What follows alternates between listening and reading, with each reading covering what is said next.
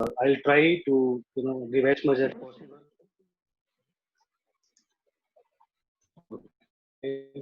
So some voice came in between. Sorry. So the agenda for today's presentation is all about what is the CDSCU, their overview, scope of the regulation, that where this MDR fits, what is the scope of the MDR, and the MDR as a whole. How do we read this 108 page document as a whole? What it consists of? What are the salient features of it? And then we will jump into some of the detail of the MDR requirements. How do we apply for import license, how do we apply for manufacturing, what are the key requirements, some bit portion on the labeling. Then we will cover certain thing on the uh, you know uh, process of manufacturing. Then we will jump into the opportunity and challenges part. So this is the today's agenda. If anybody has any question, he can write down, and we'll take all the questions at the end of the session, because we have 1 hour limited time wherein we have to cover this whole MDR, which seems to be very difficult, but we'll try that as many as sections we can cover. Okay. So these slides are taken from the CDSU site itself. So if you see that how CDSU is structured, so we have the GI, Dr. VG Somani, and then we have headquarters based out in Delhi. We have 6 zonal offices. Then we have 7 subzonal offices, 13 port offices which we have, and central, laboratories. We have 7 laboratories as of now. Then we have staff in each of the location. So this is all about the CDA overview, that how they are structured, where they are based out. Will not take much time on it. And when we see the critical responsibility of CDSU, how do they function? So obviously they are responsible for approval of new drugs and clinical trials. They are responsible for import registration and licensing. License approving of blood banks, LVPs, vaccines, rDNA products, and some medical devices. So class C and D comes under CDSU purview. Amendment to DNC Act and rules, time to time basis. Banning of drugs and cosmetics, also their function.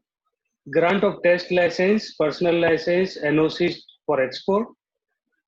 Testing of new drugs, and most important, oversight and market surveillance through Inspectorate of Center over and above state.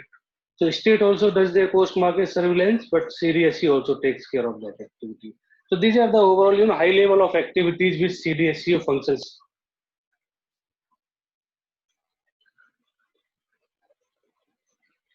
Now,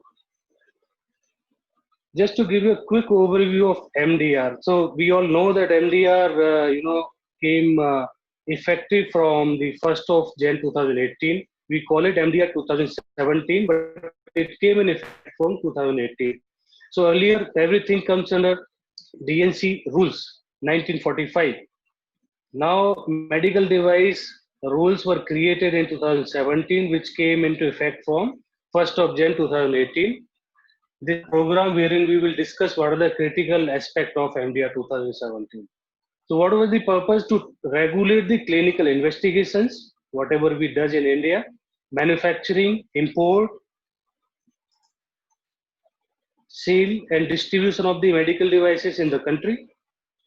The medical device rules are harmonized with the international regulatory practices. So MDR rules which we have now adopted in India, they are harmonized as per the world, like CE, or when we talk about the European rules, or uh, FDA rules. So risk-based classification we will talk later. So definitely this is going to help the Indian medical device sector, and make in India, which our Prime Minister have dreamed. So this is all about the high level overview.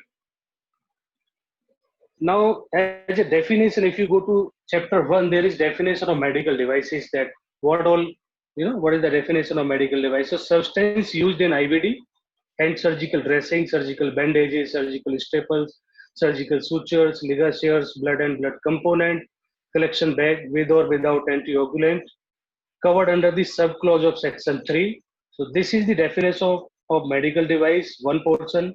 Second, substance including mechanical contraceptives, disinfectants, and insecticides notified under sub-clause. And most importantly, devices notified from time to time. So this is nowadays, very, very much evident that each and every day you will hear that something or other is regulated. So when you go to the various definitions which are written down in the medical device rules, you will find these three. Now, talk about this.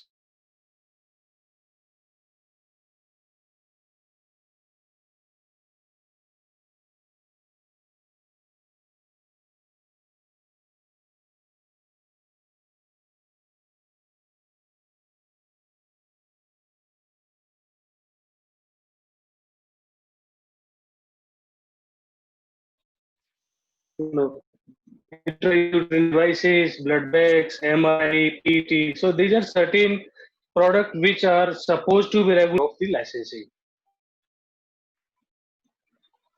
Another notification came.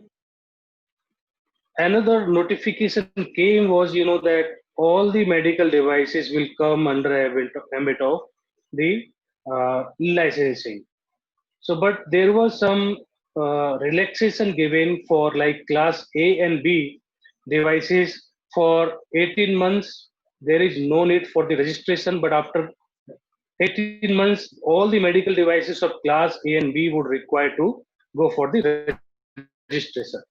And after 36 months, all the medical devices, whether it is manufactured or sold in the country, will mandatorily require the license. So these are the timelines given for the license. Like for class A and B, for the import, CLA will be Central Licensing Authority will be giving the license, and the deadline for license is August 11, 2022. For C&D, CLA will give again 2023 is the deadline. Class A, August 11, 2022, given by State Licensing Authority. These are the timelines wherein application processing will take. So in note, we will share this presentation with everyone. In note, you can see that these were effective from 1st of April 2020 and to October 1, 2021, no registration or license will be required. After 18 months, the licensing will be required, let us say up from October 1, 2021 till August 10, mandatorily registration is required for all the devices which comes under class A and B. Here, there are certain requirement. Any manufacturer which will go for the registration has to submit their ISO 13485. So, guys, whosoever is into the manufacturing section or industry, just note down this. Start working on the ISO 13485 certification so that you are on the compliance side well in advance, rather than getting to a place wherein you don't have much time to go for the ISO 13485, then there will be some trouble for you. Similarly, for class C and D, this is the till 2023. As I mentioned in the earlier, this thing. So you need to get license for the class C and D also. Now, in MDR 2070, you will find there are certain exempted medical devices. Like if somebody is applying for custom made devices, so there is no license needed for that. You just need to inform and from to the CLA. If there are medicated dressing and bandage for first aid, no restriction on sales of such products. Medical devices supplied by a registered medical practitioner to his own patient. So in a term, it is sort of the custom-made devices. Medical devices supplied by a hospital or dispensary maintained or supported by government or local body. Mechanical contraceptives. Import of small quantity of medical devices donated to a charitable hospital. for treatment of patient free of cost by the hospital. So these are the exempted medical devices. There are certain relaxations given, whether for the licensing or for the sale purpose. So this provision is already made in the MDR 2017. Now, important phase of this presentation. Uh, how do we read this MDR 2017? So you will find this rule as 108 page document is quite extensive. But if we sum it up, like it has overall 12 chapters. Okay.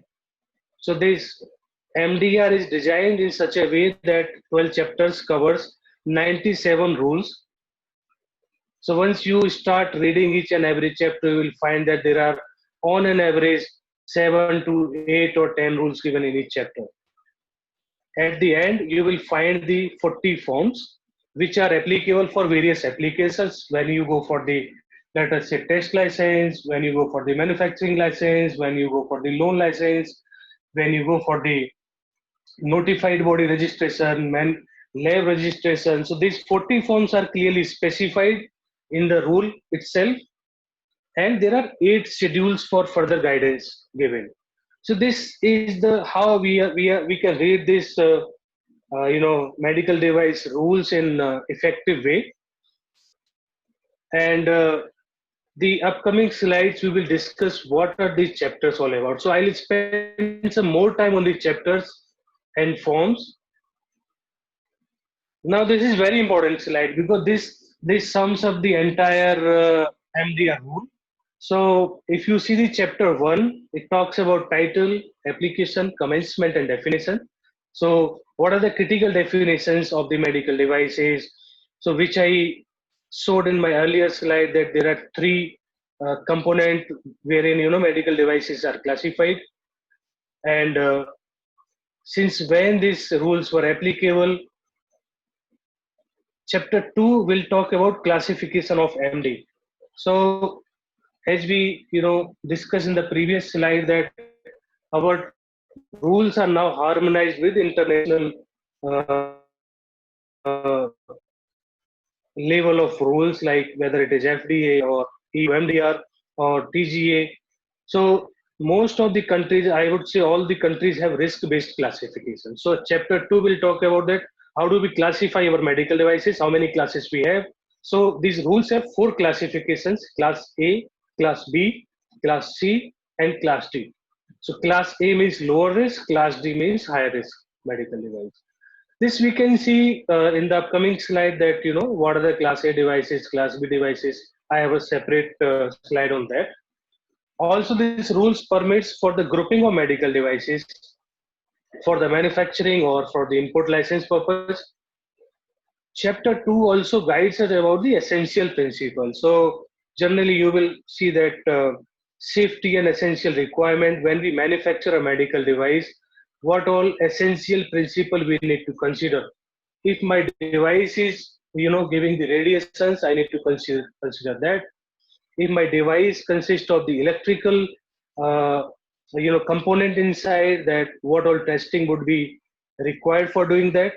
So I need to assess my device based on the risk classification. So ESPR will talk about that.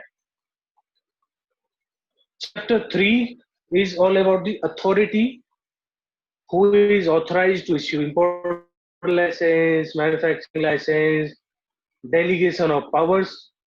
It also has the provision for notified body. So what is the notified body? How do we register that? And what is the scope of notified body?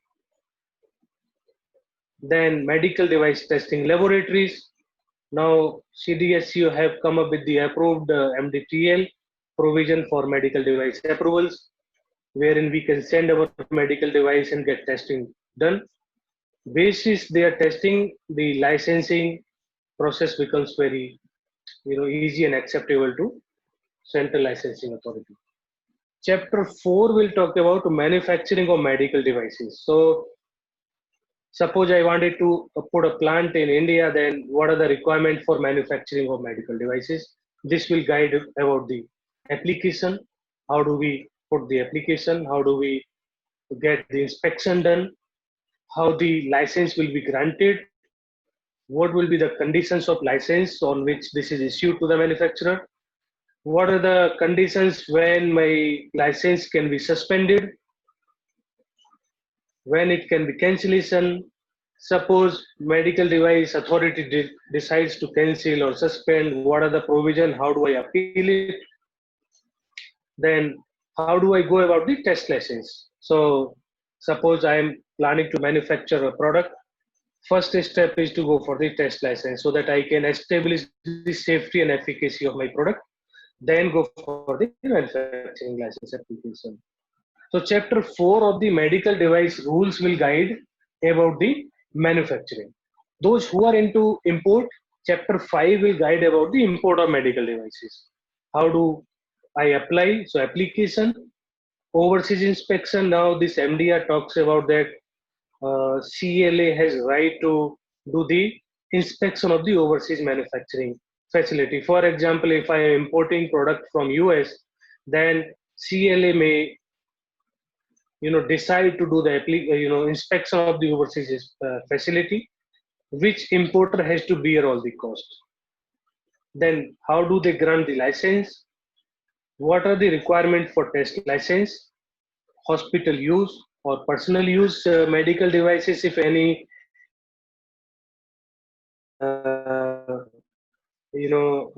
hospital or any patient intend to import product for personal use, the medical device rules have that provision in it. Okay, so I think these are the two critical chapters you have to understand. So we have the slide in the upcoming presentation for manufacturing of the medical devices, and then the labeling requirement. So medical device labeling requirement, what are the critical aspect requirement given in the chapter 6 of the MDR 2017. We will see that the draft label and the requirement in the upcoming slides. Rules also have the clinical investigation. So how clinical investigation will be managed.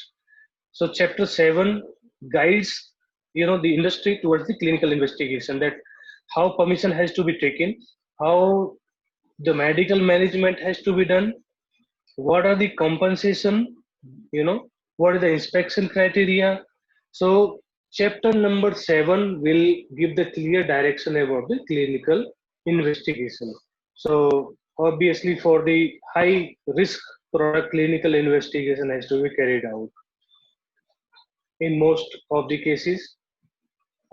Chapter 8 will talk about permission to import or manufacture medical device which does not have predicate medical devices. So if a product is unique or new, which does not have any predicate device, chapter 8 will talk about how do we get permission for the to import that product or to manufacture that product in India. Chapter 9 will specify the requirement for duties and power of medical device officers. So now rules have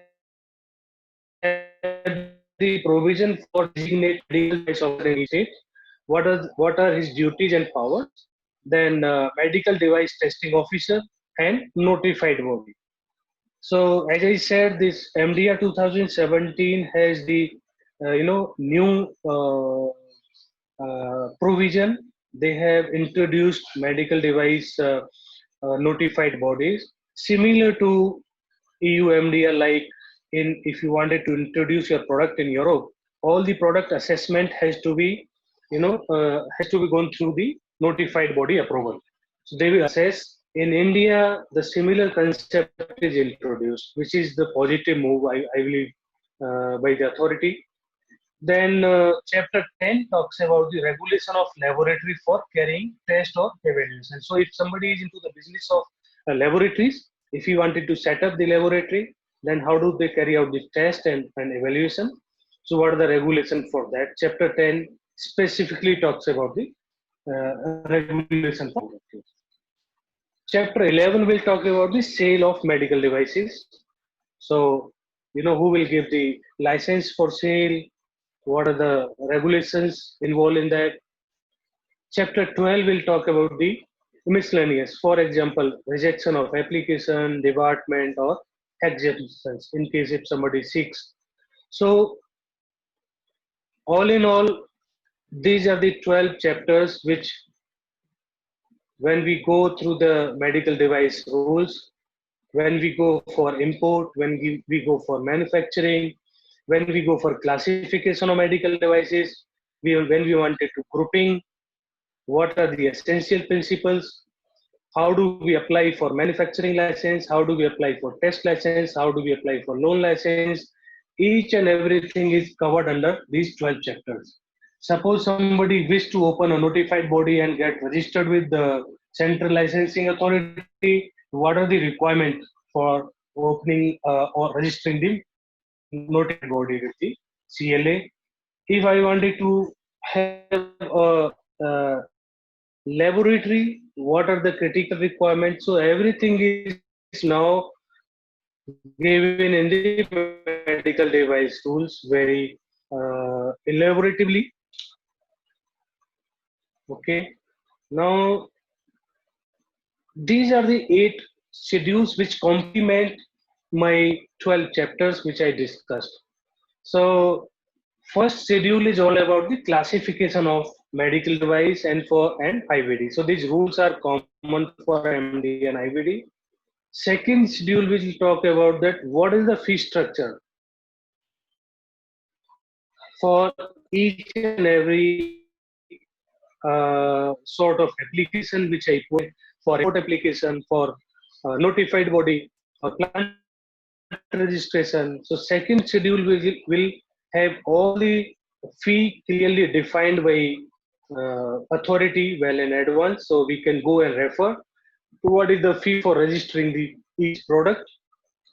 Third schedule, as I said, talks about the registration and functions of notified body. If I'm interested in opening a notified body, like as of now, there are 7 or 8 notified body which are registered. If somebody wanted to get that, so third schedule will further detail about the registration and functions. Fourth schedule, very important schedule for the manufacturer or importer to know that what are the documentation requirement. So when I go for the import of the product, this will have Annex 1, Annex 2 for IVD also. Then Schedule 5 will talk about the fifth schedule used to the quality management system. So now the rules talks about the quality management system, which has been very well, taken from ISO 13485. So if any organization, they have the ISO 13485 certified or certification or implementation for that matter, it's very easy for them to implement this Schedule 5. Fourth schedule will talk about the uh, plant master file, like how my product will be manufactured, the facility related to the manufacturing. Annexure 1 of fourth schedule will talk about that. Infrastructure requirement and personal requirement, environment requirement. We will have detail in the upcoming slides about the plant master file, that what are the key requirements for that. And then fifth schedule also we will have the critical aspect which have been taken from ISO 13485.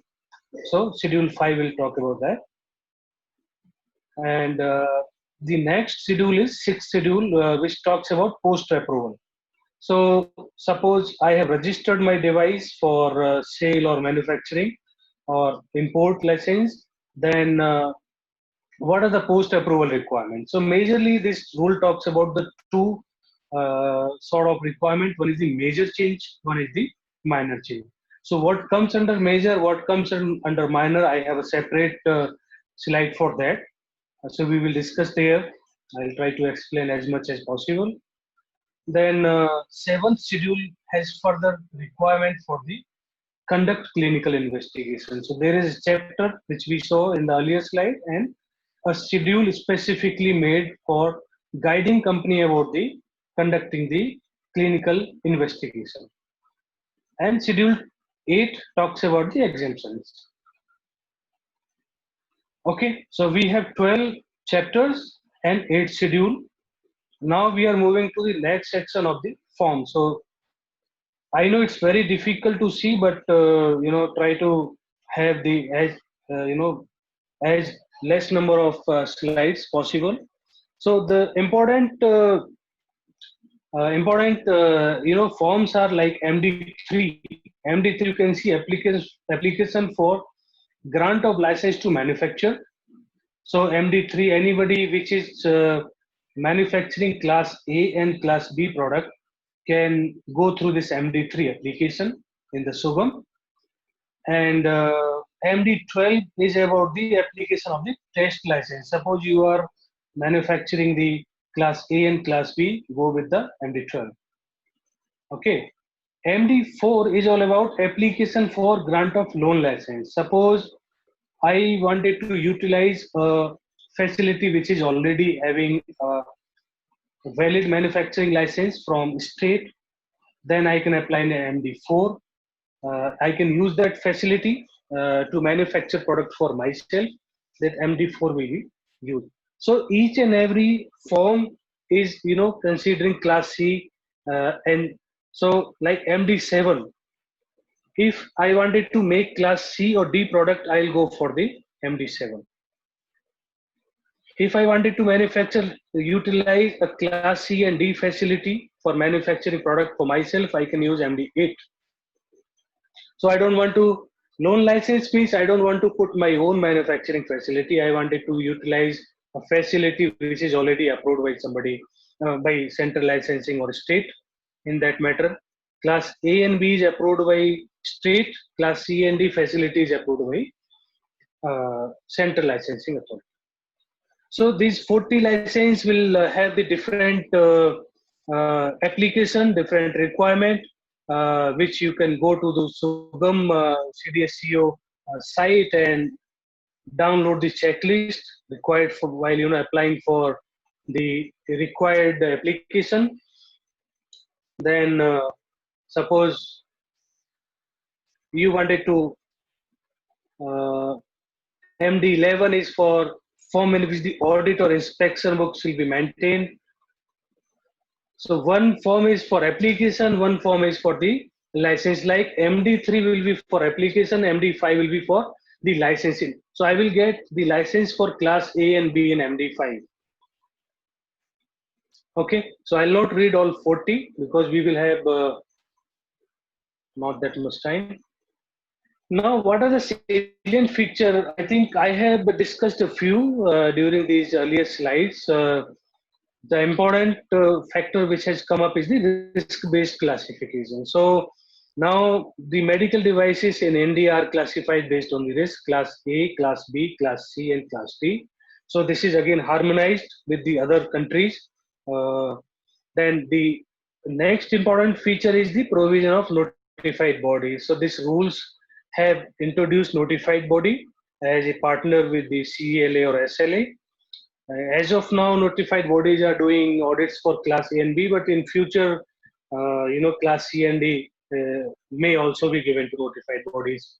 And the next important point here is about the QMS in line with the ISO 13485. So, schedule 5, which we were talking, fifth schedule, that talks about the quality management system, which is nothing new but taken or adopted from the ISO 13485 standard, which is specific for the medical device sector. Also, the important aspect is the adoption of essential principles for safety and performance. So each medical device manufacturer or importer has to assess that what are the essential principles associated with my device, which I need to assess and ensure. For example, if my product is going to be implanted, so I need to follow 10993, which is the biocompatibility requirement. And so similarly for electrical test, for radiation, I need to take certain either lab test or have the, suppose my device have the software, then I need to follow 62304. So looking at my product, I need to classify that whether risk A, B, C, D, and then accordingly carry the essential principle assessment. So this is a new concept which has been introduced in these rules. Also, the provision for regulation of clinical investigation, which we have discussed, and the provision is made to designate or establish central government medical device testing laboratories. So, as of now, there are certain laboratories which are designated by central licensing authorities. So, they will carry out the test and as per the quality standards. And the important change which has come up is the perpetual license. So now, like earlier, we need to renew our license on the certain time frame, like 3 years. Now, this has moved from the renewal of license to the perpetual lease. So once you have granted a license, whether it is import or manufacturing, this will be put in on the perpetual basis. So you don't need to go for again renewal, but you need to pay the required fee after every 5 years. So this is the new change or salient feature of this rule.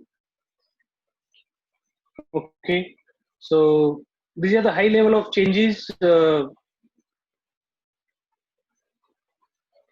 Now, this is the slide which I thought of putting just to give a feeler about, like we are talking about risk classification from the very first slide, or whether it is salient features we are.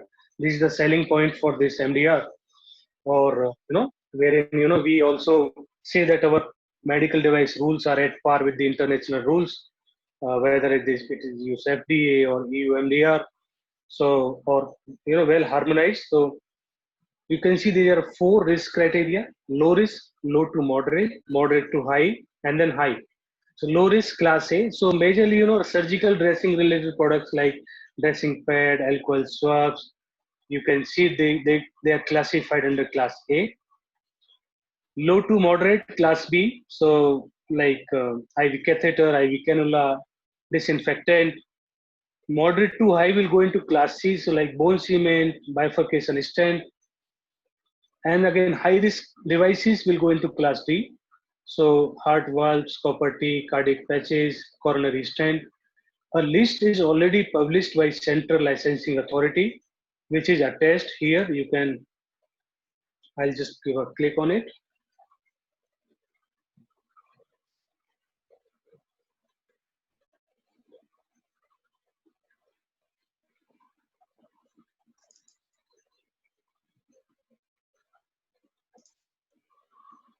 So you can see this devices and the risk classification. You can refer the 12 category. Now 350 devices comes under MD, medical device rules. You can see all the product. So orthopedic implant, what is the intended use, which classification.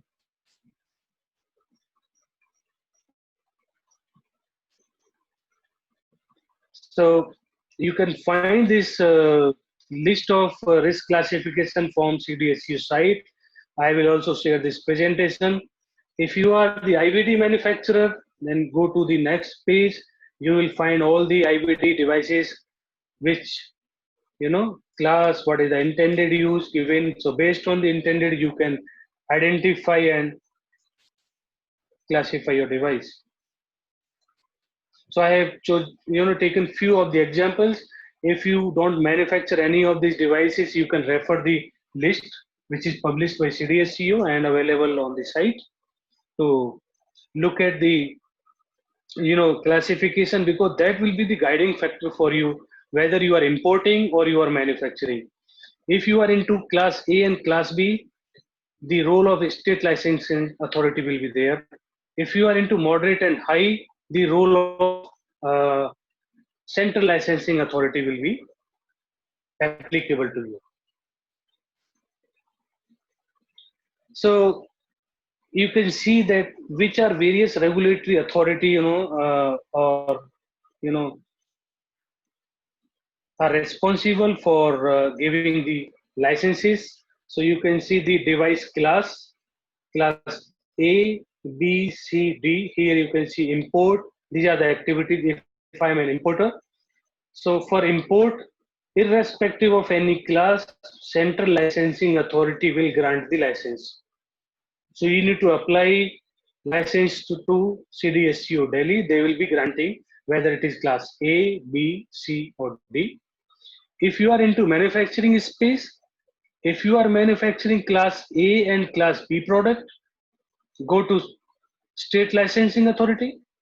If you are manufacturing class C and D product, then go to the Central Licensing Authority.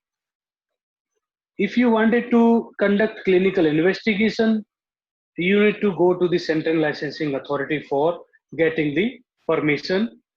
And how do we conduct? There is a separate chapter and the schedule also given for conducting the clinical investigation. So you can refer those rules and the requirements.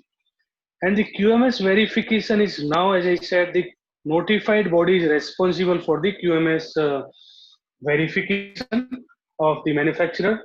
As of now, class A and B are under purview of notified body. Class C and D end-to-end taken care by Central Licensing Authority. So they are responsible for assessing the quality management system, which is implemented by manufacturer. Okay. Various certificates, who will issue, there is a bit confusion as of now. So now there is no GMP requirement, there is only QMS requirement, but based on request, you can, approach the concerned licensing authority to the state or to the central. WHO GMP, again, whosoever was issuing will keep issuing. There is a notification which is issued by the government. Non-conviction certificate validity for based on the authority. For example, class A and B, you can go to state, C and D, you can go to the central. Free sale certificate, again, licensing authority who has issued license. So based on the risk classification, A, B, C, D, you can approach them for these kind of certificate. There are some practical challenges, but yes, as of now, this is the. Now, how much you need to spend on manufacturing license or so we discussed that what are the critical forms which we need to use. Suppose you are going for application for grant of license to manufacture. So you wanted to manufacture class A and B device. Use form MD3. One site for site registration, you need to pay 5,000 rupees. And each medical device you need to pay 500 rupees. So if your plant is having 10 products, so the overall fees would be 10,000 rupees, 500 each product plus 5,000 for the manufacturing facility. And we have now only Sugam, so each and every application has to be processed through Sugam portal. If you wanted to go for loan license, same fees, use MD4 on site, one site for 5,000, each product 500. For class C and D, use form MD7 and the site fee is 50,000. This is for one site. If you have multiple sites, you need to pay accordingly. In case of class C and D, the product fee goes 1,000 rupees per product. If you wanted to go for the loan license application, use form MD8. One site 50,000 similar and product 1,000. Okay. So there are clear-cut fee defined, as I said, in the schedule also, and you can refer this slide. There are different fee for the import and different forms. Now, let us go to the scope of notified body. What notified body will be doing in case of class A and B? Suppose you are the manufacturer and you wanted to acquire license for class A and B product. So obviously their scope is class A and B. And as we showed in previous slide, notified body will be doing your QMS verification. Notified body is responsible or for verification of the essential requirement that what is the method by which organization has assessed the applicable essential principle requirement to them, and how do they have comply to that, whether through test, whether through internal procedures. Then verifying validation of manufacturing processes through objective evidence. So during audit manufacturing site, the notified body will verify that also, that whether organization has implemented the manufacturing process well or not. Conformity of material with defined specifications. So as per your product, what is the material of construction you have defined? What are the safety and efficacy you have established to verify that? Responsibility for ensuring conformance to QMS and conditions of license. This also comes under the scope of notified body. Now, as of now, there are 8 notified bodies which are approved by CLA. So, Intertech, out of which Intertech, TUV, Rainland, TUV Sud, DNV, BSI Group, BSCIC Certifications, TUV Intercert, Zenith Quality Assessors Private Limited.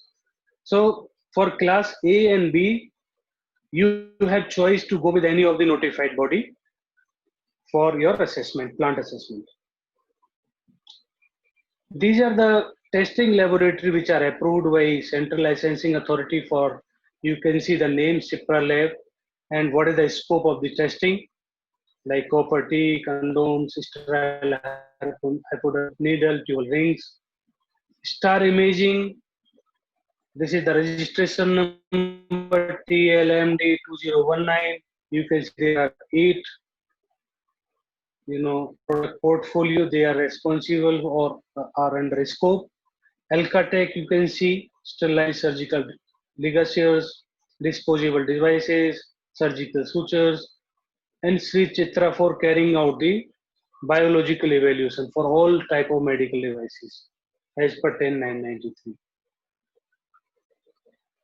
Now you can see that what is the flow you need to follow for the import of the medical devices. So as we discussed, for all class, if A, whether B, C or D, Central Licensing Authority is the authority to issue the license to the importer. So irrespective of class, all application has to go to SUGAM portal.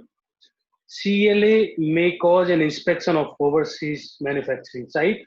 If required, Central Licensing Authority may ask the importer that they need to arrange an inspection, which will be done by CLA.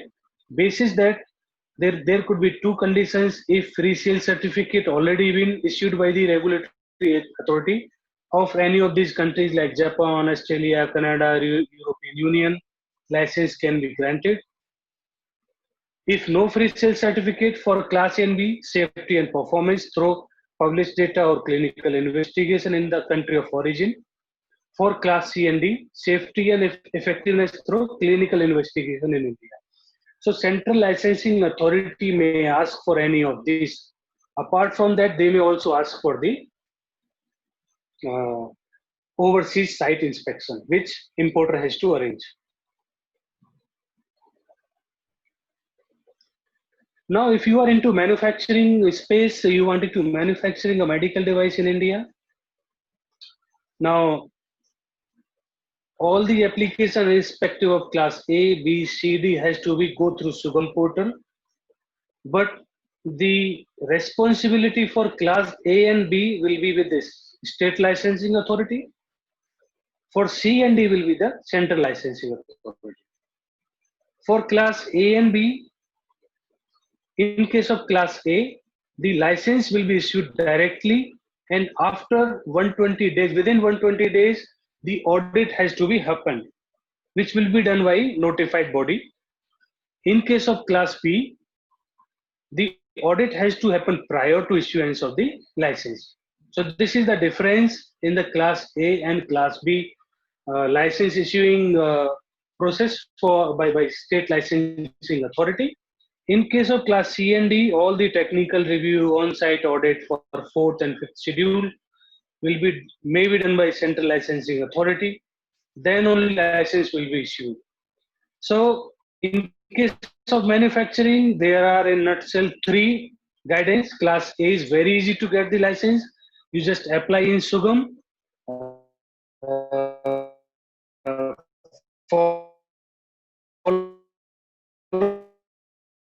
The MD12, MD, assigned to state licensing authority. State licensing authority will issue the license directly to class A. In case of class B, they will assign this file to notified body. Notified body will get the on-site audit, and then they will be submitting their report. Obviously, there is time frame for each and every activity, which is the again salient feature of this MDR rule, that time frame for audit, time frame for the report, time frame for the giving of the license. Everything is clearly written in the MDR rule. Okay, so and class C and D, CLA will take care, apply in the respective form, pay the fee requirement.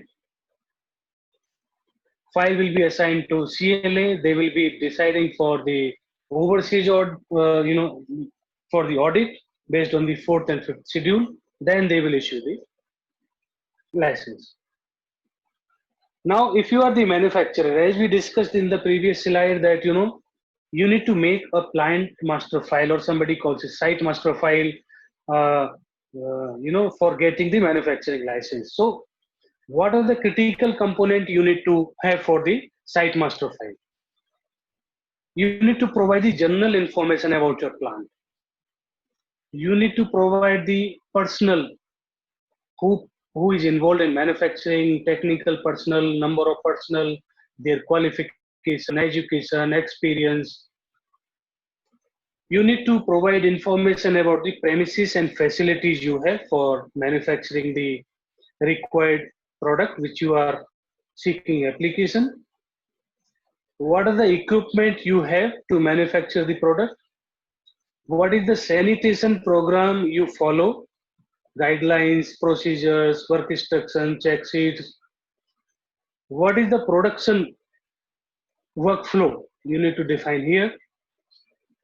What is the structure of the plant quality assurance you need to define here? So like the responsibilities, testing, clearance, rejection, all that you need to specify here. What are the storage requirement or you are following in the plant? What is your documentation structure for the plant or manufacturing the products? You need to define the medical device complaints and field safety corrective action process in the site master file. In case of any complaint, how will you handle that? In case of any issue, if you wanted to, go for the field safety or product recall, do you have a process to handle that? How will you carry out internal audit or self-inspection of the plant? If you have any contract activities, what is the process for that? How do you control your contract activities? So contract activities obviously has to be the similar level of control based on the risk of the product which you are manufacturing. So these are the specified requirement under Schedule 4 Annexure 1 of the MDR 2017. And each and every plant is unique, so you need to have the information relevant to your plant. Now you are ready with the plant master file. This is one of the requirement. Even if you are importing the product, you need to have these information to be submitted for the during application of the import license. Now the Annexure 2 of the Schedule 4 will talk about the device master file requirement. So the product which you are going to make, you need to prepare the device master file. And Annexure 2 will talk about what are the critical aspects a device master file should have. So Annexure 2 has clearly defined that. So you need to put executive summary of your product. that what is my product, what is this all about, intended use. Okay. Then you need to provide device description and product specification. What are the specification of my product, including variant, how many variant I am going to manufacture. What are the accessories, if applicable, will be going with my product. Like if you are making a ventilator, what are the accessories with that? If you are making a maybe consumable, there might not be any accessory with that. So you need to consider that factor looking at your medical device. You need to have the draft label ready with your device master file, how the labeling will be done. Then design and manufacturing information, how you have designed your product. The design information should be there, and how you are going to manufacture. So your manufacturing processes, procedures, work instructions, flow, that has to become as a part of the device master file, section 4. Section 5 of device master file will talk about essential principle checklist. So as we discussed earlier, so we need to assess that what are the essential principle applicable to my device, like biological, radiation, software, electrical, that I need to assess, and accordingly I need to make sure my product complies to all those requirements. Section 5 should carry that. Section 6 will talk about risk analysis and control summary. So each and every product has to be assessed with the risk assessment. And this risk assessment should follow the ISO 14971.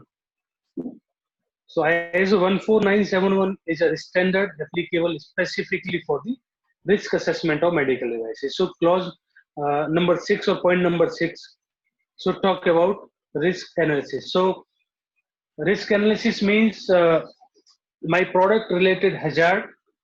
I need to know what hazard my product carry. What is the level of that hazard, I mean severity and occurrence. What is the risk priority number coming out of it. So I have to define my procedure accordingly, and then apply appropriate control so that I can bring down the risk level to the acceptable risk level.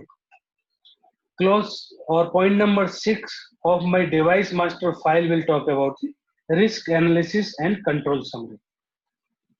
Clause 7 or point number 7 will talk about the verification and validation of the medical device. So my device master file should have all these information in the DMF, like general verification and validation requirements, medical substance if my product have. If my product is sterilized, then what is the process I am following for sterilization? What is the composition it has? Who is authorized to do that? If it is ETU, then the what is the composition, 10, 90, 80, 20, 100%, depending on the product. I need to specify that. Animal studies, if required, I need to carry out animal studies on my product. Clinical evidences, I need to arrange that. Biocompatibility need, if my product is going to be in touch with the body. Biological safety, software verification and validation requirement will be applicable if my product carry out any software. For example, ventilator, they carry software. Imaging devices, they have the software. So that software verification and validation has to be ensured. 62304 is the standard for carrying out that. And stability data has to be arranged for the medical device. If I claim the shelf life of 2 year, 3 year, 5 year, accordingly I need to arrange the stability data. Okay. And most importantly, post-market surveillance data. So these are the content of the medical device file, device master file. Sometimes we call it technical file. Okay. So MDR 2017 Schedule 4 Annexure 2 has these requirements. So I have just taken from there only. Now, when we talk about QMS, Schedule 5 requirement, that organizations should have the Schedule 5 compliant. So this is nothing new but ISO 13485. So you can see there are basically 8 chapters to it within the Schedule 5. General requirement of quality management system, scope, applicability, terms and definitions, quality management system, which talks about quality manual, control of document, control of record, that how my documents will be controlled, how my records will be controlled. I should have a quality manual in place. What is the responsibility of management? So management responsibility while implementing quality management system in the organization. So management commitment, customer focus, quality policy, planning, responsibility, authority and communication, and management review. These all aspect I need to consider while implementing Schedule 5. How do I manage my resources in terms of human, infrastructure, work environment? So I should have these provisions assessed and provided for making the product. Product realization processes, I need to plan that. Customer related processes, design and development, purchasing, production and service provision, control of monitoring and measuring devices.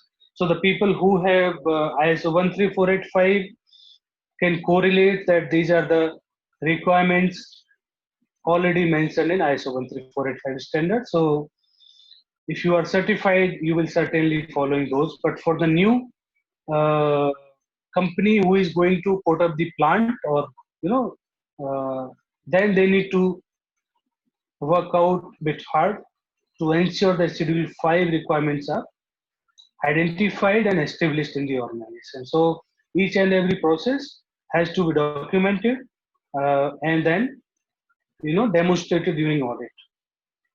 Then you can see the measurement, analysis, and improvement. This is the last section of the Schedule 5. Like how do I monitor, measure, or analyze my quality management system? So in nutshell, Schedule 5, if you see that clause 4 will talk about the documentation requirement, that what kind of documentation I will have while manufacturing of a product. Or then clause 5 will talk about the top management responsibilities. Clause 6 will talk about resource. Clause 7 will talk about the product realization or making production. Clause 8 will talk about checks and balances. How do I measure the quality management system in my organization? So this is the Schedule 5 requirement. I know it's not very easy to grasp for the new organization, specifically for the seasoned people like who have the older organizations. They are well tuned to the ISO 13485. They also face some challenge, uh, but relevantly, it's quite easy for them to understand that. Now, labeling, this comes under Chapter 6, Rule 44. You can see what are the mandatory information required on the label. I have tried to capture from the regulatory requirement, like import license number if you are importing the product, manufacturing date, expiry date, month and year of import if you are importing, imported and distributed by, put down the name of the authorized representative in India, where is the registered office, what is the MRP, lot number, manufactured by, item description, net quantity, customer care address, and toll free number if you have, or customer care number you need to provide that. So if you go to chapter 6, that has the detailed requirement, but this I have summed up, try to put in those information here. So you can design your label, looking at this requirement.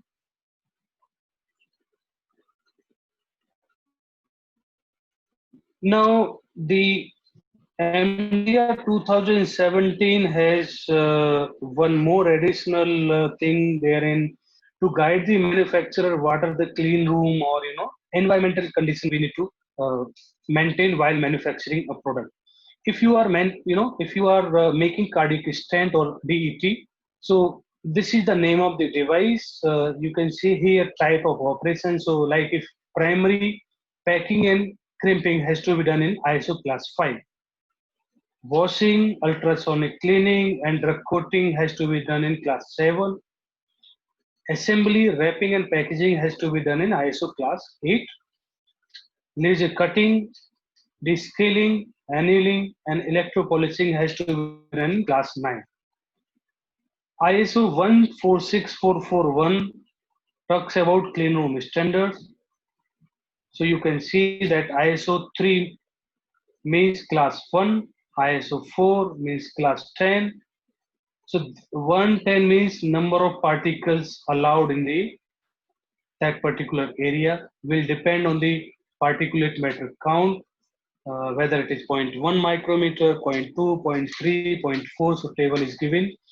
And then you need to validate that clean room AHU and that area, whether you comply to these requirements. So looking, you can see that if you are manufacturing heart valves, you need to have these ISO class 5, 7, 7 for various operations. So when you make a product, you will have different operations like laser cutting, then assembling, then washing, then primary. So the stricter environmental controls has to be applied. So primary packaging will always have the stricter controls so that there is less bioburden on the product. And you can see for other products like intrauterine devices, dual rings, so different operations. So generally molding, they don't specify any requirement. They ask for the general environmental conditions. For staplers, for sutures, for blood bags, these are the ISO classes. You can refer this in the presentation. Now, post-approval changes, as we discussed, that once you are granted the license by certain, CLA, Central Licensing Authority or State Licensing Authority, if you make any change in your product, they have been classified in two category. One is the major change, you can see here. One is the minor change. So minor is the design which shall not affect quality in respect of the specification or indication of performance and stability of the medical device. If you make any change in the manufacturing process, equipment or testing, which shall not affect the quality of the device. Packaging specification excluding primary packaging material. These are the conditions. If you do these changes, will be classified under minor. So you don't need to take prior approval. You need to notify the respective authority that these minor changes has happened. That's it. In case of major, you need to take prior approval from the authority. If you wanted to change the material of construction, you wanted to change design which has impact on the performance or stability of the medical device. If you wanted to change intended use, method of sterilization, if you wanted to change shelf life, if you wanted to change name and address, so change of constitution, if you wanted to change the label, it's not like font size or color or design.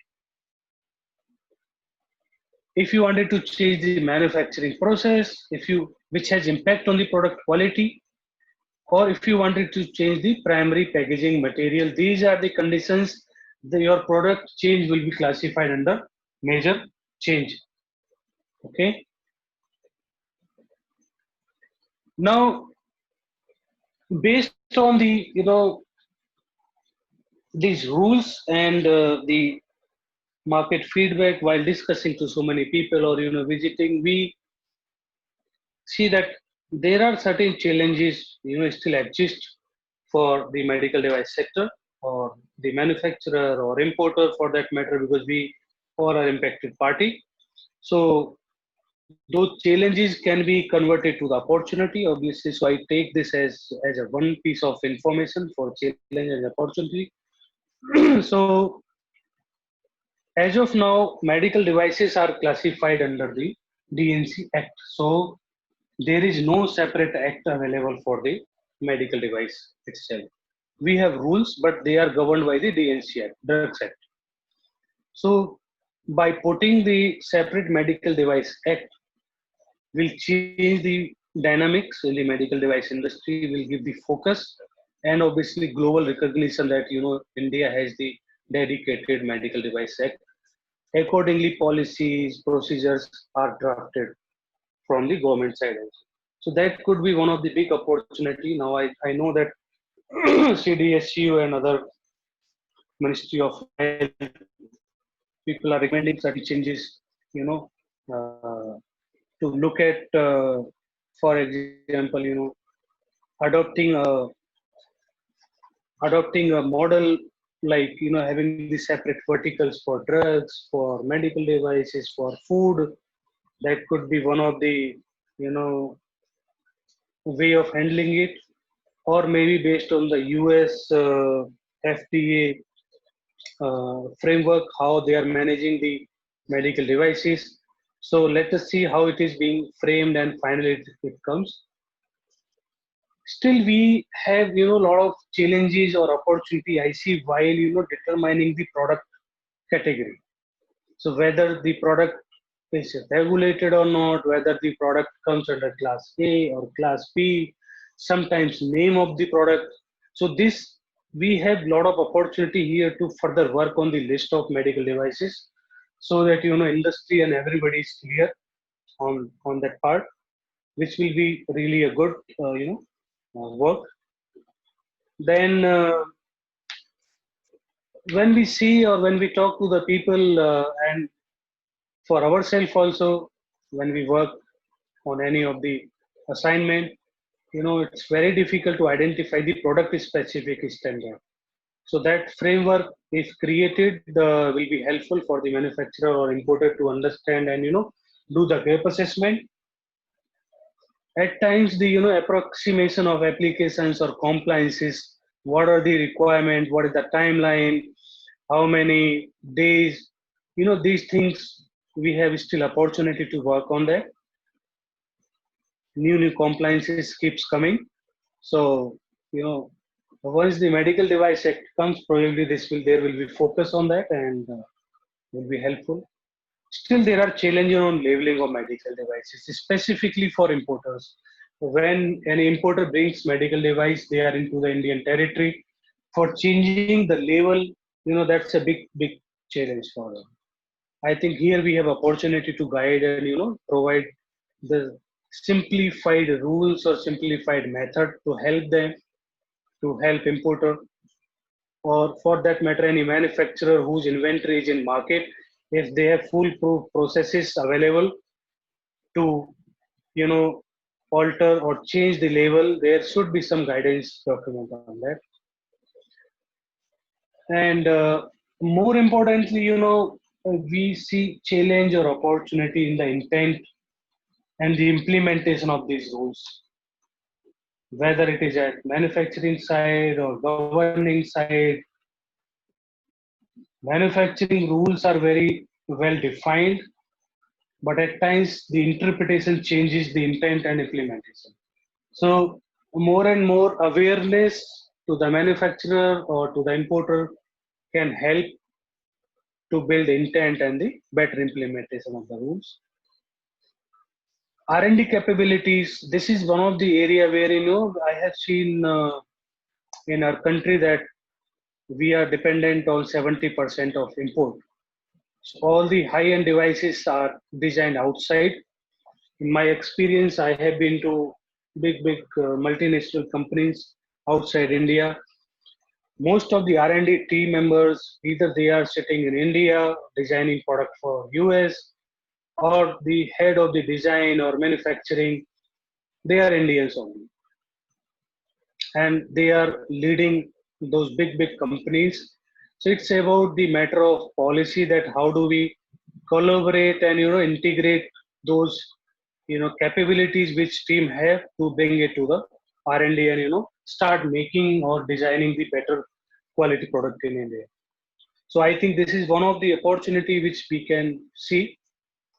Then quality of resources, obviously, for medical devices, this is again challenge. We are very, very well ahead in the game in the pharma sectors, but in medical device, quality of resource which are expected at manufacturing, definitely we have huge opportunity there. Or as of now, challenge also because people don't understand rules or the requirement for that matter. Uh, Plant master file, device master file, designing schedule 5 requirements. So, those areas where to send product for testing, whether testing will add any value, in-house testing, running the labs in-house in the manufacturing. I think therein we have huge opportunity or challenges also as of now. Then the last point which I thought of is the post-market control. So most of the people just think about getting import license or manufacturing license for devices, but there is huge opportunity in the post market. So medical device life cycle does not end only for getting manufacturing license or selling the product, but it's about the disposition also, while use also. So entire life cycle we have to see, and post market is the area wherein company can utilize or manufacturer or importer can utilize the feedback further to enhance the medical device quality design. So probably post market is the area wherein is the huge opportunity for them. So I think we have already taken much time, and I know that there can be bigger session on this, getting into detail of each chapters, getting into detail of the schedules, getting into detail of the forms, fee, method. So, but yes, I had actually 1 hour today, and though we took more than 1 hour. So now open Dr. Praveen for any Yeah. question. We can wind up then this session. Thank you very much. Definitely, we will think to arrange some more informative sessions like this. Thank you very much, sir. This session was very informative, and already we have received so many questions in chat box. Yeah, many people are asking for a presentation. Definitely we will share the presentation. For that, please fill the form. uh, the link already we have given in chat box, so that we can share this presentation as well as e-certificates to all of you. So please fill the form. Feedback form link is already there in chat box. So we'll take few questions. Sir, are you able to see chat box, sir? uh, we'll take few questions. So many questions are there.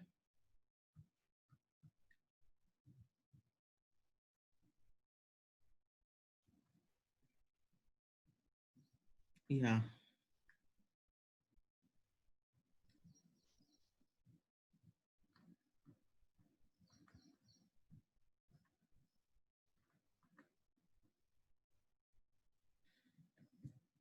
Yeah. Does this guidelines applicable for veterinary related medical devices? So one second, sir.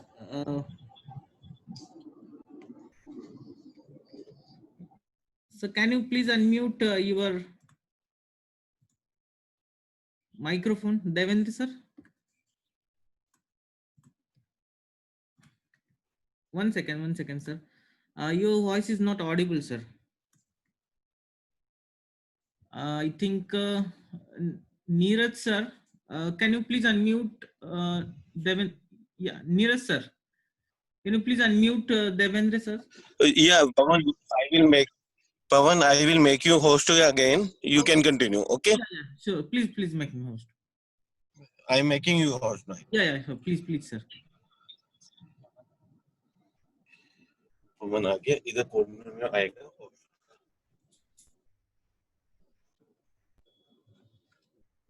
कर दिया अभी है ना Okay, so sorry, I was on mute. I was not allowed to do that. So, Yeah. Sorry, sir. and It's I thought I am automatic. speaking, and people are able to hear me. So Okay. one of the question was on perpetual license, which came, and So perpetual license concept is that, now there is no validity of your license. You just need to simply pay fee after every 5 years. And this is a big change. Earlier, you need to apply for renewal after every 3 year or, that. So that is the concept. Now, I can, let me see.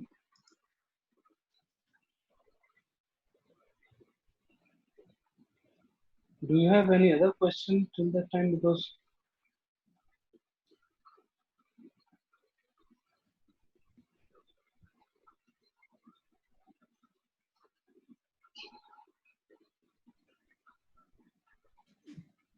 Yeah, can I read some questions, sir? Someone is asking, yes. does any rules for medical device design? So for medical device design, if you go to the schedule 5, there is a clause 7.3. So you need to follow the 7.3 design and development process, which talks about design and development plan, input, output, review, verification, validation. So there are there are certain standard, specifically like in case of surgical, already freezed. For designing the product, you can follow them. For the syringe unit, you can follow. There is one standard available. But for designing a new device or your own product, you can follow the ISO or Schedule 5 design and development clause, or ISO 13485 clause number 7.3. Okay, okay. So one more question, does this guidelines applicable for veterinary related medical devices? So we have seen the scope of medical device. So as of now, there is a list which is given by the medical device. If your product is coming under that list, you can check, and then you need to follow the similar process.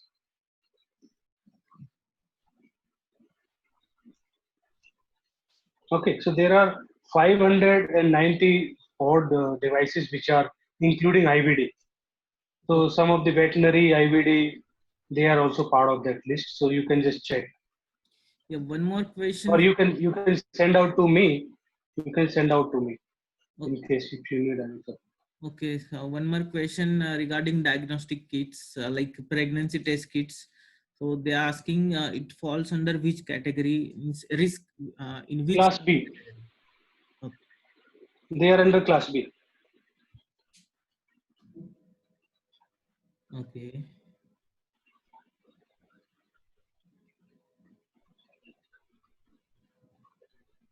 So one more question is there, does manufacturer need to provide in complaints and vigilance information, plant, master file and DMF? So as I said, the each sort of application have the documentation requirement. So plant master file is one of the requirement. Out of that, device master file is another requirement. QMS is another requirement, and device post market comes under the device plant master file itself. Point number, I think 10 or 11. So you need to specify your how do you handle the complaint or product recall. So one more question is there. So some of the medical devices are also considered as a drug under DNC Act. So such devices, drugs are also governed under Drugs and Cosmetic Act. Is there any conflict then? No, so mediclinical devices, I think somebody is trying to know. So you need to comply with both, because drugs will be covered by drugs requirement. So in that case, Okay. So okay, someone have written question, section 7.7. How does this section be interpreted for legacy devices in context with animal studies? And also you have written section 7.4. How does this aspect be documented when there is already established biocompatibility test data on devices? Yes, yes. So, you need to identify the relevant section. For example, some of the devices which do not, which have the predicate devices, biocompatibility, and everything done, may not be, animal studies applicable to you. So, depending on the risk, material of construction, predicate device information, clinical evaluation, you need to identify that what are the verification and validation requirement applicable to your product. Okay. One more question. Are the minor changes need to be notified to the CDSCO too? Yes, yes. Minor change do not require prior permission, Okay, okay. but notification is required. In regards to major changes, that is change of address in Indian agent, the portal is asking for fee. Is it required to pay full fee as that of a new registration for change of address of Indian agent without change in constitution? A very long, lengthy Well, question, but yeah. if I understood correctly, constitution change will require you to register the new authorized representative if you are changing that and pay fee accordingly.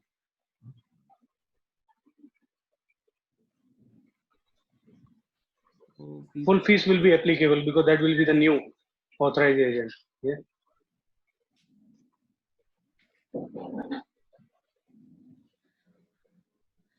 so can you please let us know about concept of perpetual license? I think we have already Yeah, discussed the perpetual yeah. license question. So I think now you can note down the question, Dr. Praveen Yeah, Pawan, and what you can do is that we can reply to each and everybody if somebody is left out, sure, sure. because I need to join another meeting at 4. Yeah. So uh, once again, thank you very much, Dr. Pawan, IPA, and ARAP for Sir. giving me this opportunity to connect with so many people, and all the participants. I can see a lot of participants are known to me already. Somehow they have worked with me or connected in some or other audits.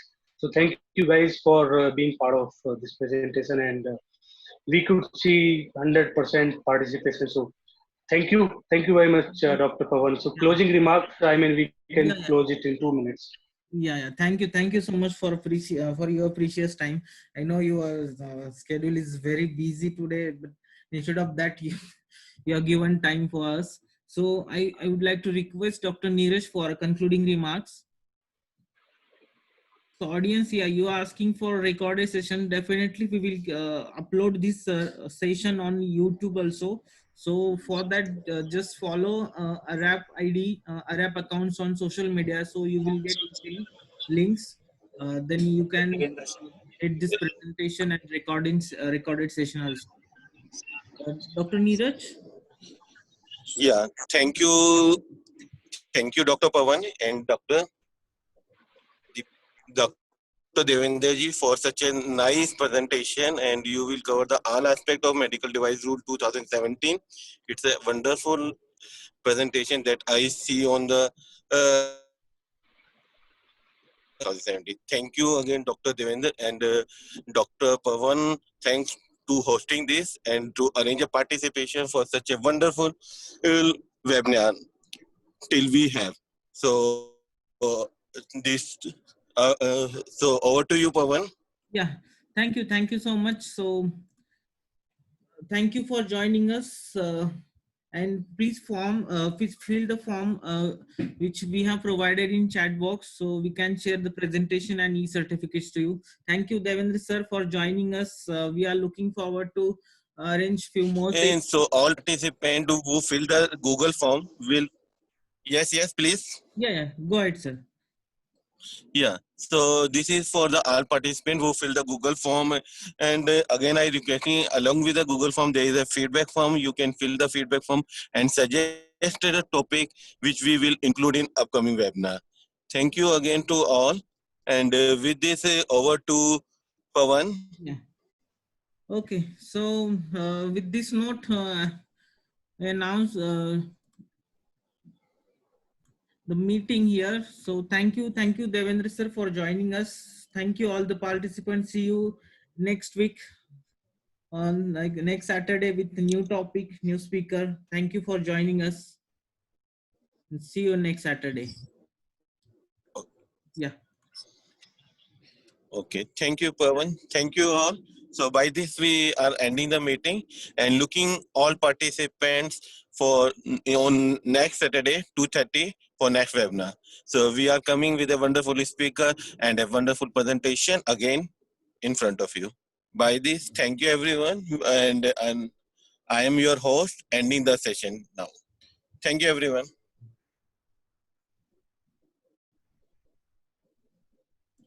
So Pawan, can I end the meeting? Yeah, you can end the meeting. Yeah, sure. I think you are host. Okay, Pawan.